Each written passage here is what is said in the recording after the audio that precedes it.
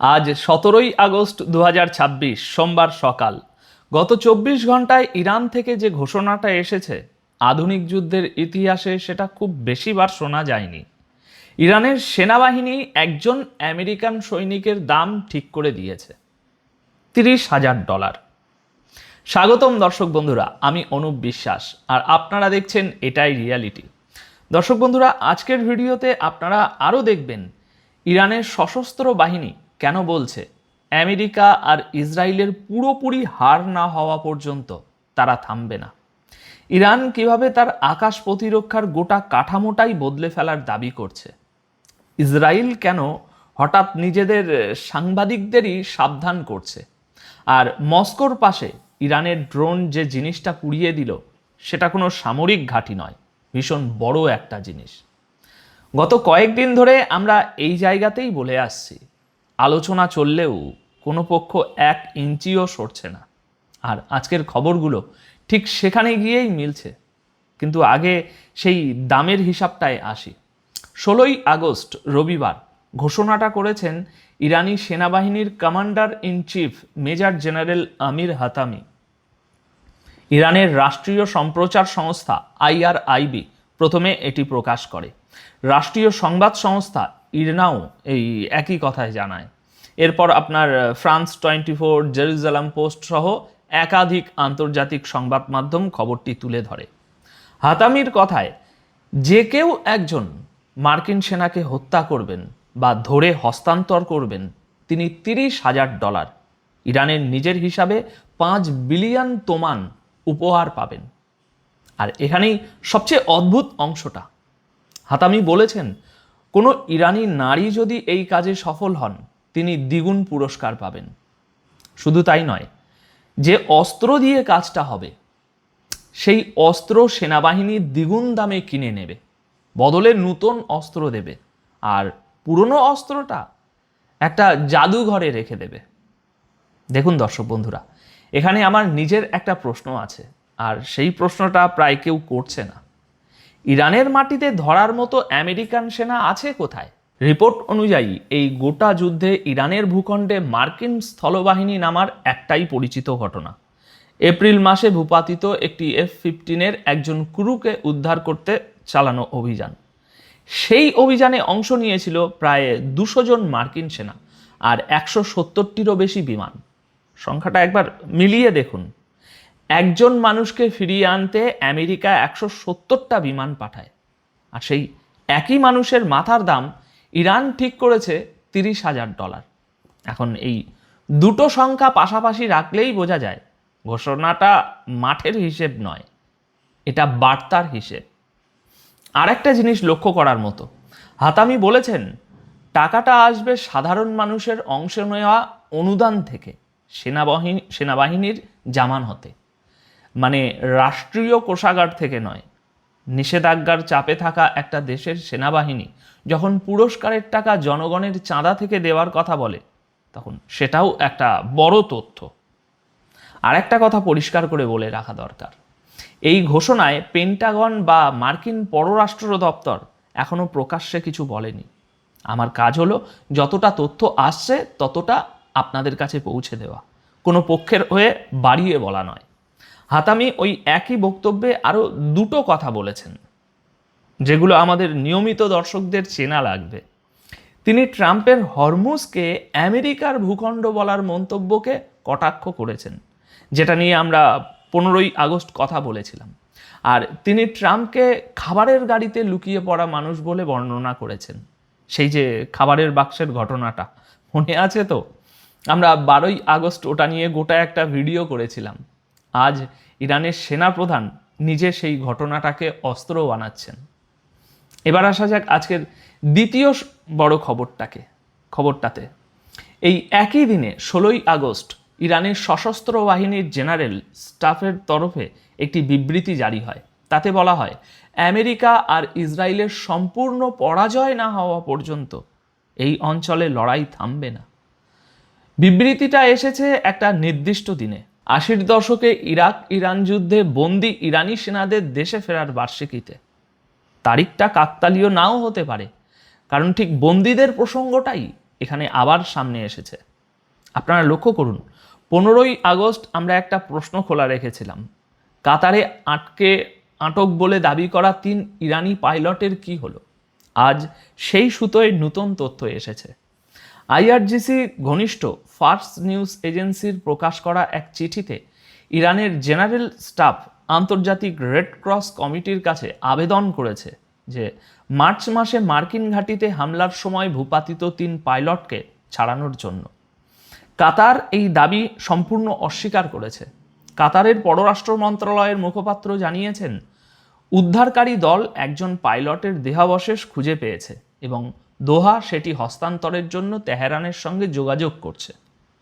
কাতার আরও বলেছে, এপ্রিল মাসে তারা ইরানি কর্মকর্তাদের নিজেদের উদ্ধার অভিযানের নথি দেখে যাওয়ার আমন্ত্রণ জানিয়েছিল, কিন্তু তেহরান সেই আমন্ত্রণে সাড়া দেয়নি। এটা তাদের বক্তব্য। সুতরাং দুই পক্ষের বক্তব্য এখানে মিলছে না, আর সেটাই আপনাদের জানা দরকার। সুতোটা আমরা ছাড়ছি না, উত্তর যেদিন মিলবে সেদিন আবার বসবো এই নিয়ে। এবার আসি আকাশের হিসাবে। ইরানের ফার্স নিউজ এজেন্সির প্রকাশ করা একটি তথ্যচিত্রে আইআরজিসির এক কর্মকর্তা দাবি করেছেন, যুদ্ধের সময় ইরান তার আকাশ প্রতিরক্ষার একটা নতুন কাঠামো দাঁড় করিয়েছে। এখানে কথাটা শুনতে কারিগরি, কিন্তু মানেটা সহজ। আকাশ প্রতিরক্ষার ক্লাসিক ছাঁচ মানে হলো কয়েকটা বড় রাডার, একটা কেন্দ্রীয় কমান্ড ঘর, আর সেখান থেকে সবাইকে নির্দেশ। এখন এই ছাঁচের সমস্যা হলো, কেন্দ্রীয় ঘরটা উড়ে গেলে গোটা ব্যবস্থাটাই অন্ধ হয়ে যায়। ওই কর্মকর্তার দাবি অনুযায়ী ইরান সেই ছাঁচ থেকে সরে এসেছে। এবার তথ্য কিভাবে জোগাড় হবে, কিভাবে ভাগ হবে, কোন ইউনিট কার কাছ থেকে খবর পাবে, এরকম গোটা ব্যবস্থাটাই বদলানো হয়েছে। আর সবচেয়ে বড় দাবিটা হলো, যুদ্ধের সময় ইরানের আকাশ প্রতিরক্ষা তৈরির উৎপাদন ক্ষমতার 85%-এরও বেশি অক্ষত থেকে গেছে। এখানে একটা কথা বলা দরকার দর্শক বন্ধুরা, এটা আইআরজিসির নিজের দাবি, ইরানের নিজের সংবাদ সংস্থার তথ্যচিত্রে বলা। স্বাধীনভাবে কেউ এটা যাচাই করেনি। তবে দাবিটা সত্য হলে, আলোচনা ভেঙে গেলে ইরানের আকাশ আগের বারের চেয়ে অনেক বেশি কাঁটা হয়ে দাঁড়াবে। এবার দেখুন ইসরায়েলের দিকটা, কারণ এখানে ভয়টা উল্টো দিক থেকে আসছে। 16ই আগস্ট ইসরায়েলের অভ্যন্তরীণ নিরাপত্তা সংস্থা শিনবেত আর জাতীয় সাইবার ডিরেক্টর যৌথভাবে একটি সতর্কতা জারি করে। লক্ষ্য ইসরায়েলি সাংবাদিক আর গণমাধ্যম কর্মীরা। তাদের বক্তব্য অনুযায়ী ইরানি গোয়েন্দারা হোয়াটসঅ্যাপ আর টেলিগ্রামে সাংবাদিকদের কাছে আসছেন নিজেদের পরিচিত মানুষ সাজিয়ে। কখনো কোনো অন্য নামী সাংবাদিক সেজে আসছেন। কোনো যৌথ কাজের প্রস্তাব, ধরুন কোনো সাক্ষাৎকারের অনুরোধ, কোনো ব্যক্তিগত আলাপের আমন্ত্রণ, এইভাবে আর কি। তারপর আসে একটা লিঙ্ক, যেন অনলাইনের মিটিং বা এই সমস্ত। কিন্তু লিঙ্কটা নিয়ে যায় নকল একটা ওয়েবসাইটে, যেখানে গুগল অ্যাকাউন্টের পাসওয়ার্ড হাতিয়ে নেওয়ার ব্যবস্থা করা। শিনবেত বলছে তারা এই ধরনের কয়েকশো চেষ্টা আটকেছে ইতিমধ্যে। আর শুধু সাংবাদিক নয়, রাজনৈতিক, সরকারি ও নিরাপত্তা সংশ্লিষ্ট মানুষজনও এইভাবে নিশানায়। এবার একটু ভেবে দেখুন, একটা দেশের গোয়েন্দা সংস্থা যখন নিজের দেশের সাংবাদিকদের প্রকাশ্যে সাবধান করে, তখন সেটা শুধু সতর্কতা থাকে না, সেটা একটা স্বীকারোক্তিও বটে যে চেষ্টাটা যথেষ্ট বড় আর যথেষ্ট নিয়মিত হয়ে উঠেছে। এবার আজকের শেষ খবরে, আর এখান থেকেই পুরো ছবিটা জোড়া লাগবে। 15 থেকে 16ই আগস্ট রাতে মস্কোর আশেপাশে ইউক্রেন যুদ্ধের অন্যতম বড় ড্রোন হামলা হয়েছে। রাশিয়ার প্রতিরক্ষা মন্ত্রণালয়ের হিসেবে ওই রাতে বিভিন্ন অঞ্চলে 822টি ইউক্রেনীয় ড্রোন ভূপাতিত করা হয়। মস্কোর মেয়রের দাবি, শুধু মস্কো অঞ্চলের দিকেই আসছিল 600টি ড্রোন। আগুন ধরে যায় একটি গ্রামে আর ওয়ার্ল্ড বেরিজের গুদামে। ইউক্রেনের প্রতিরক্ষা মন্ত্রণালয় হামলার কথা স্বীকার করে জানিয়েছে এটি ওই কোম্পানির সবচেয়ে বড় গুদাম। আয়তন হচ্ছে 2.5 লক্ষ বর্গ কিলোমিটার। সংখ্যাটা একবার ভাবুন, 2.5 লক্ষ বর্গ মিটার, মানে প্রায় 35টা ফুটবল মাঠ একসঙ্গে জ্বলছে। আর এখানেই আসল কথাটা দর্শক বন্ধুরা, ওয়ার্ল্ড বেরিজ কোনো অস্ত্র কারখানা নয়, এটা রাশিয়ার সবচেয়ে বড় অনলাইন কেনাকাটার কোম্পানি, রাশিয়ার অ্যামাজন বলতে পারেন। ইউক্রেনের প্রতিরক্ষা মন্ত্রণালয়ের দাবি, তারা এখনো পর্যন্ত এই কোম্পানির 10টি বড় লজিস্টিক কেন্দ্রের মধ্যে 7টি অচল করে দিয়েছে। কেন?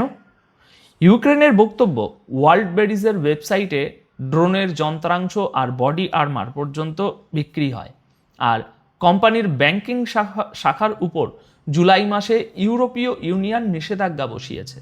কারণ হিসাবে বলা হয়েছে রাশিয়ার রাষ্ট্রীয় কোষাগারে এর আর্থিক অবদান আছে। মানে হিসেবটা এই, কোষাগারে টাকা আসে ভোগ্য পণ্যের ব্যবসা থেকে, সেই টাকায় যুদ্ধ চলে, গুদাম পুড়লে ব্যবসা কমে, ব্যবসা কমলে কোষাগারে টান পড়ে, গুলি একটাও চালাতে হয় না।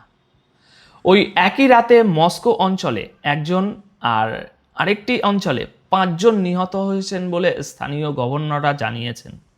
এবার আজকের এই পুরো ছবিটা এক জায়গায় রাখি। দর্শক বন্ধুরা, আজকের এই 4টে খবর 4 জায়গা থেকে এসেছে: তেহরান, দোহা, তেল আবিব আর মস্কো। কিন্তু একসঙ্গে সাজালে একটাই কথা বলছে, যুদ্ধটা সীমান্ত থেকে সরে গেছে, এখন লড়াই হচ্ছে টাকায়, কারখানায়, ইনবক্সে আর গুদামে। যে পক্ষ প্রতিপক্ষের ব্যবস্থাটাকে আগে ভাঙতে পারবে সেই এগিয়ে থাকবে। আগামী কয়েকদিনে দুটো জিনিসের দিকে নজর রাখতে হবে। 1, পেন্টাগন বা মার্কিন পররাষ্ট্র দপ্তর এই পুরস্কার ঘোষণার আনুষ্ঠানিক জবাব দেয় কিনা। এখনো পর্যন্ত তারা চুপ। 2, ইরান কাতারের সেই উদ্ধার অভিযানের নথি দেখার আমন্ত্রণ শেষ পর্যন্ত গ্রহণ করে কিনা। এখন আপনাদের কাছে আমার প্রশ্ন, দর্শক বন্ধুরা, আপনার বিচারে এই $30,000 ঘোষণা কি সত্যিই একটা সামরিক পরিকল্পনা, নাকি ঘরের ভিতরের মানুষকে শোনানোর জন্য একটা বার্তা? আপনার মতামত কমেন্ট বক্সে অবশ্যই জানাবেন। ভিডিওটি শেষ পর্যন্ত দেখার জন্য অসংখ্য ধন্যবাদ। ভালো থাকবেন, সুস্থ থাকবেন।